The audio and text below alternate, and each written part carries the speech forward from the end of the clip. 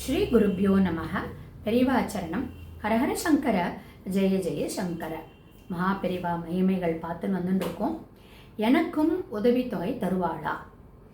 இந்த மூதாட்டி வந்து பெரிவாள்கிட்டக்க இந்த சுப்பிரமணியம் காமிச்சு இந்த மாதிரி கவர்மெண்ட்டில் ஒரு ஸ்கீம் கொடுத்துருக்கா. நிராதரவற்ற வயதானவர்களுக்கெல்லாம் வந்து 20 ரூபா ஆகுது, எனக்கும் வாங்கி தரத்துக்கு சொல்லுங்கோ அப்படின்னு பெரியவாடிச்சுனா பெரியவா வந்து ஒன்றுமே சொல்லவே இல்லை.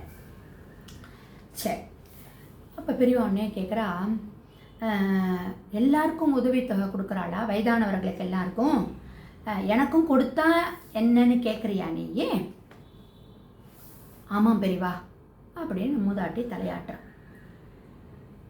சரி, அப்போது என்ன பண்ண, நீ உனக்கு ஒரு அப்ளிகேஷன் எழுதி தரம்போச்சே, எனக்கும் சேர்த்து ஒரு அப்ளிகேஷன் எழுதி கொடு. அவள் கவர்மெண்ட் சொன்ன க்ரைட்டீரியாலாம் எனக்கும் இருக்குது. நானும் நிராதரவற்றவன் தான், நானும் வயசானவன் தான்.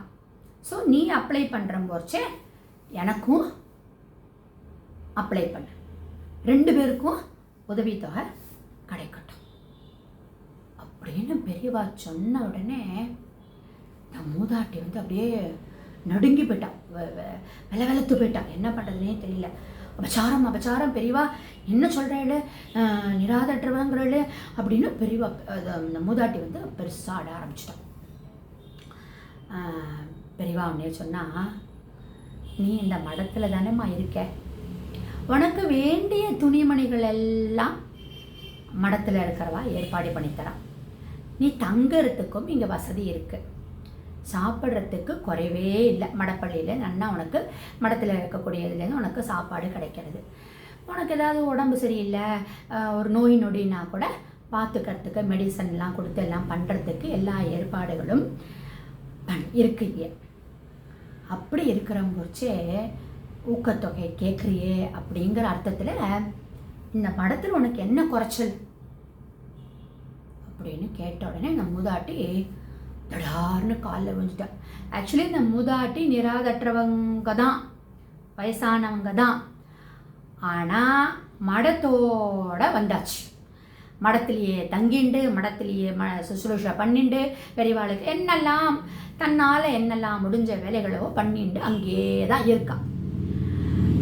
நீ க்ரைட்டீரியாங்கிறது எதை பார்த்த? நீயே நிராதற்றவர்கள்னு பார்த்த, யாருமே இல்லாதவன்னு பார்த்த, வயசானவங்கிறத பார்த்த. ஆனால் உனக்கு மடம் எவ்வளவு உனக்கு தேவையானதை மடம் கொடுத்துன்னு இல்லையா அப்படிங்கிற அர்த்தத்தில் பெரியவா கேட்ட உடனே இந்த மூதாட்டி ஒரே அழுக, என்ன பண்ணுறதுன்னே தெரியல.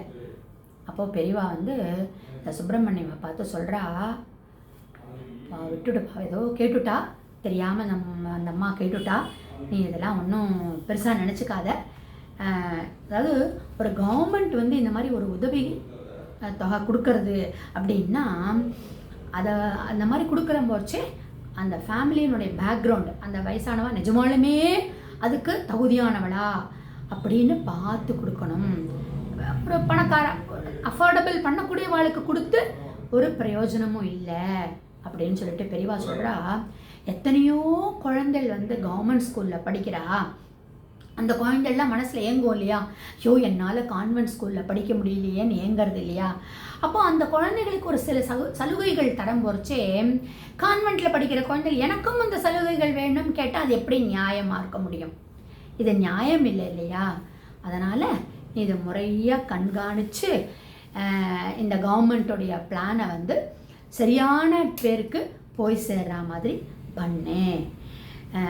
நம்ம இந்த மாதிரி தப்பாக வந்து இந்த பிளானை ஸ்கீமை வந்து யூஸ் பண்ணக்கூடாது, நீ வந்து யாருக்கும் ரெக்கமெண்ட் பண்ணாத அப்படின்னு சொல்லிட்டுன்னு கடவுள் அருள் இருந்ததுன்னா எல்லாமே நடக்கும் அப்படின்னு அந்த சுப்பிரமணியமுக்கும் தெரியப்படுத்துகிற மாதிரி சொல்லி அங்கே இருக்கக்கூடிய மற்ற அணுக்கு தொண்டர்களுக்கும் சொல்லி என்ன பெரியவா சொல்ல வந்தா அப்படின்னா, ஒரு சிபாரிசு மூலம் வரதில்லை தகுதிகள், ஒரு ரியல் டிசர்விங் கேண்டிடேட்டாக இருந்தோம்னா சிபாரிசே தேவையில்லை அப்படிங்கிறத நாசூக்கா பெரியவா வந்து சொல்லி எனக்கும் உதவித்தொகை தருவாளான்னு கேட்டு அந்த மூதாட்டிக்கும் புரிய வச்சு ரெவென்யூ இன்ஸ்பெக்டர் ஆக்கக்கூடிய சுப்பிரமணியமுக்கும் உன்னுடைய கடமையை நீ நன்னா செய்யின்னு சொன்னால் பெரியவா தான் இந்த மாதிரி பண்ண முடியுங்கிறத நம்ம